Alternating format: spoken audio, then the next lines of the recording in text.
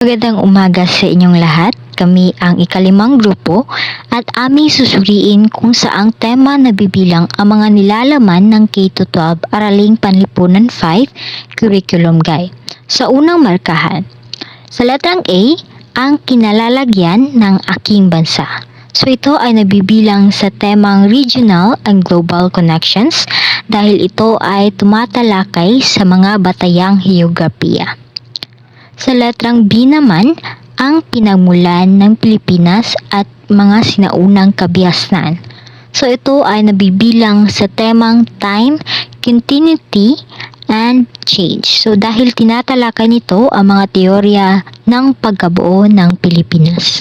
So letter C, mga sinaunang lipunang Pilipino ay nabibilang sa tema na People, Environment, and Society. At ang letter A sa second reading or sa second quarter na may titulong konteksto at dahilan ng pananakop sa bansa ay para sa akin ay nabibilang or na-identify sa temang culture, responsibility, and nationhood. So for the second reading, we have letter B, mga paraan ng pananakop. So ito ay na-identify sa power, authority, and governance. And sa letter C, ugnayan ng simbahan at pamahalaang kolonyal, ito ay naka-identify sa people, environment, and society. Para naman sa third grading, itinatalakay dito ay una, which is ang A, ang pagbabago sa lipunan sa ilalim ng pamalaang kolonyal. O sa Ingles, ang paksang ito ay tinatawag na power, authority, and governance. Dahil ang kolonyalismo ay nagdudulot ng pagbabago sa pamamahala at kapangyarihan sa isang lipunan.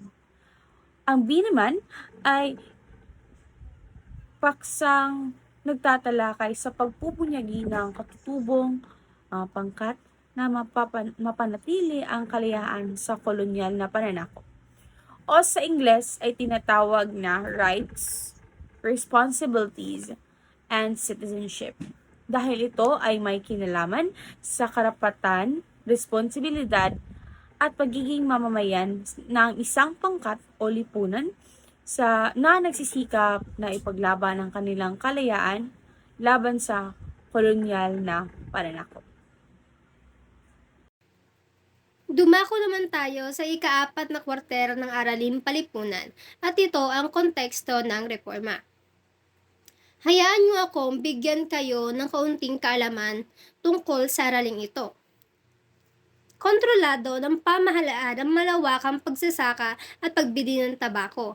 Kanila itong ipinagbibili sa napakababang halaga na siya namang ikinalugi at ikinahirap ng mga magsasaka. Kung sa pamahalaan, may maganda itong naidulot dahil lumaki ang kanilang kita, sa mga magsasaka naman ay hindi maganda ang naidulot nito.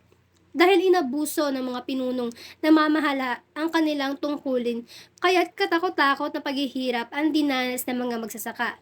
Dahil sa kagustuhan ng pamahalaan na mas mapalaki ang kanilang kita, ang monopolyo ng tabako ay naitatag. Dahil rin dito, kinapo sa mga Pilipino sa pagkain. Kaya naman, para sa akin, ito ay nabibilang sa temang kapangyarihan, autoridad at pamamahala, o kung sa Ingles ay power, authority, and governance. Ako ay natasan sa fourth quarter. Ang paksang ito ay tungkol sa pag-usbong ng malayang kaisipan at naunang pag-aalsa ng mga sinaunang Pilipino. Ito ay tungkol sa pagbabalik tanaw sa kasaysayan upang mabigyan ng pagpapahalaga ang partisipasyon sa iba't ibang rehiyon at sektor sa lipunan, kasama ang kababaihan na naging bahagi ng pakikibaka laban sa mga mananakop. Sa paksang ito ay nabibilang sa time, continuity, and change or ito ay tinatawag na panahon, pagpapatuloy at pagbabago.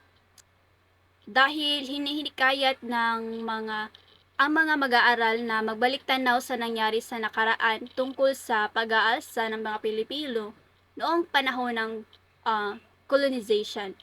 Nagpapakita din ito ng identidad bilang individual at kasapi ng lipunan, bansa at ang mundo.